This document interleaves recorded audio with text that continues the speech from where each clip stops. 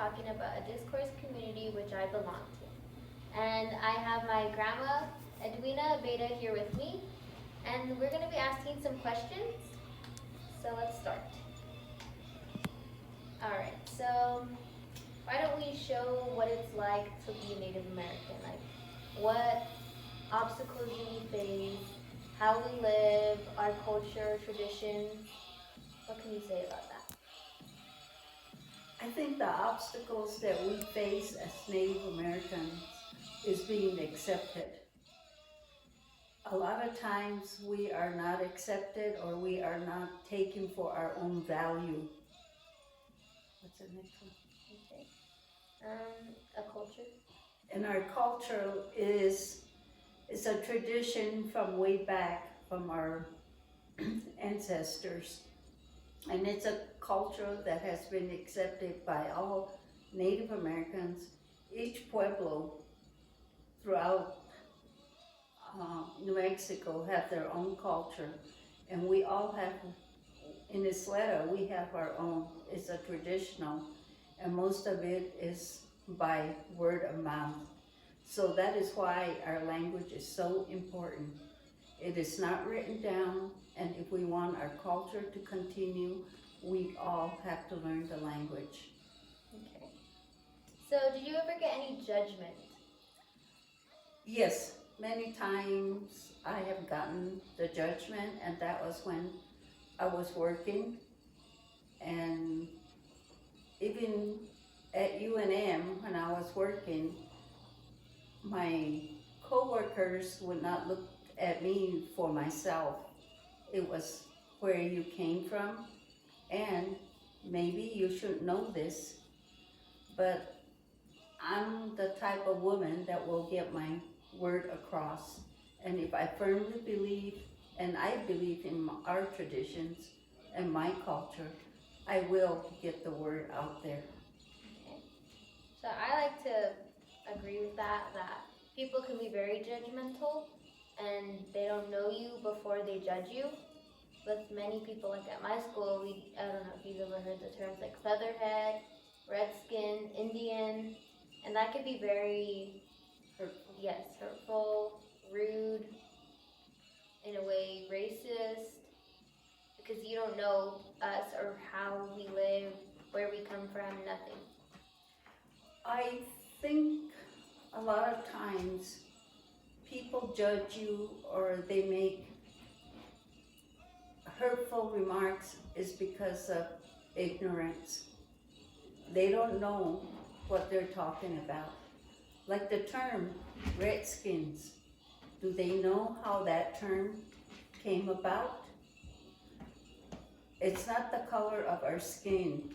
Red skin came from the fact that in the old days, Native Americans throughout the United States were massacred, and the term that they brought is because they would turn the scalps in. The Europeans, the people that came, would turn the scalps into Washington or to their agents within the country, and they would get paid for every scalp. So sometimes they brought the head in or the body, and it was covered with red, and the red was the blood.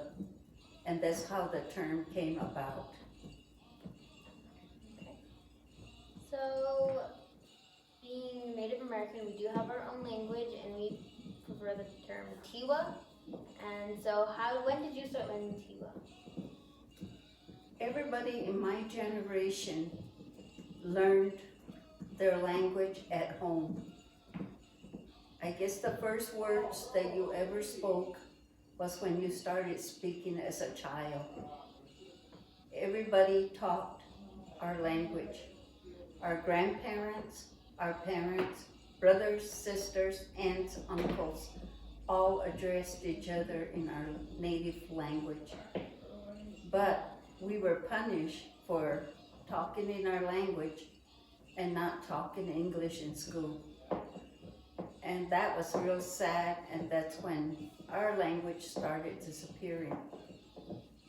Okay, and do you want to share some words possibly? Okay, some of our words are like good morning, hinomo puyawan. And when you walk into a group, you look around and see who is present. If it's an older person or a person that is a medicine man or a clan leader, that's who you address yourself to. And the term usually is tata, which means the father in a way of respect. You say, hinomo puiban kerimba. And kerimba means everybody present. And other terms are, the females say herkem, that's thank you. The men say hawu, and you're welcome is hemen. And when you are leaving a crowd, especially when there's older people and there's a ceremonial, you say, for goodbye, you say kibemu. It's a form of saying we shall see you again. And we say mamnuk uwache or mamthuk uwache. Mamnuk uwache is may you have a good night. Mamthuk uwache, may you have a good day. Okay. So, when you were younger, you attended the Indian school? I started my education at Isleta Elementary. It was a BIA run school. And it was from, in those days, it was beginners, was the equivalent, I would say, to kindergarten. And went as far as the 6th grade. For my 7th grade year, I attended Albuquerque Indian School. And my 8th grade, I attended Santa Fe Indian School. And from there, all the students from Isleta were transferred to the Albuquerque public school system. So I attended John Adams Junior High. We were bused there every day. And after that, I went to UNM, and we transferred to Bethel, Alaska. So I took some classes at the University of Alaska in Bethel. Okay, so did anyone ever make fun of you or just judge you because if you dressed in your traditional clothing, or was that really not a problem?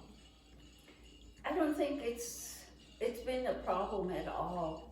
In fact, I'm on the board for a Museum of Indian Arts and Culture, and we have, on different occasions for different events, have dressed in our native clothes. There are a representation of 19 Pueblos and Navajo and the 2 Apache tribes, and we all dressed in our native costumes. So 2 more questions. How has growing up in the community affected you? Growing up in a community was a very good experience. The community was full of respect, and the children were disciplined. When we saw an elder working, we would go and volunteer. We never expected any payment. If the person gave us an apple or something to eat, we were more than happy. But we never talked back to our elders. And if you did something wrong, an elder would come, relative or not, and tell you, you shouldn't be doing what you're doing. If you talk back, your father heard about it. Then you got disciplined by the father. Okay.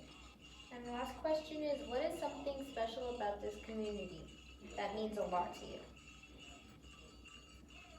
I think what's so special, again, is the elders. They hold a special place in the community.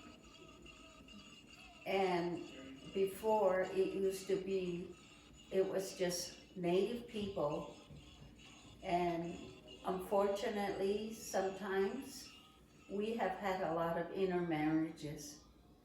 And it's not to say we don't want other people, but if you want your traditions to continue, it is important that you marry somebody else that knows the traditions, that knows the culture.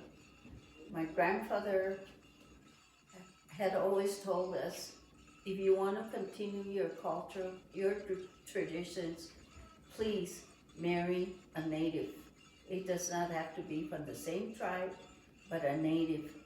All natives follow the same road. Alright, so thank you so much for being here and talking with us about Native Americans and how they live and see things. You're welcome. Hurka. Emma.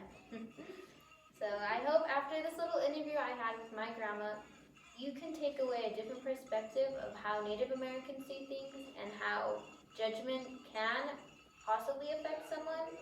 And just bottom line, don't judge somebody before you meet them.